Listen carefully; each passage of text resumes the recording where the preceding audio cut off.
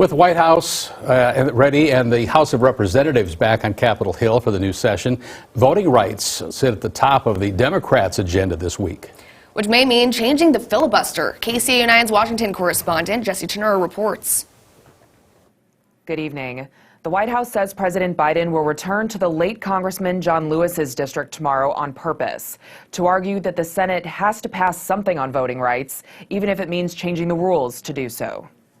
His plan is to sign voting rights legislation into law. President Biden is concentrating his efforts to get the biggest changes to federal elections in decades to his desk. He's quite focused on how ensuring the American people understand what is at stake here. White House Press Secretary Jen Psaki says the president's trip to Georgia Tuesday will highlight the legislation that would reform voting procedures, campaign finance, redistricting, and governmental ethics. The president will forcefully advocate for protecting the most bedrock American rights, the right to vote. The visit is also an effort to get every Democrat on board to change Senate rules to pass the legislation with a simple majority. The key holdout, West Virginia Senator Joe Manchin, has been opposed to scrapping the 60-vote threshold without Republican buy-in. I would do anything in my power lawfully to make sure the Senate never becomes the House. South Carolina Senator Lindsey Graham says a then Republican-controlled Senate resisted President Trump's call to reform the filibuster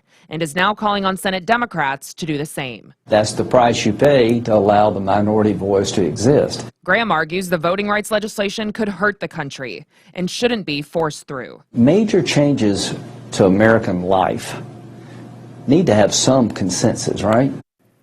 Republicans have argued changing the filibuster would pave the way for other Democratic priorities they oppose, like adding more justices to the U.S. Supreme Court or making D.C. a state.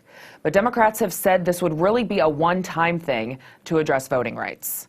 In Washington, I'm Jesse Tenor.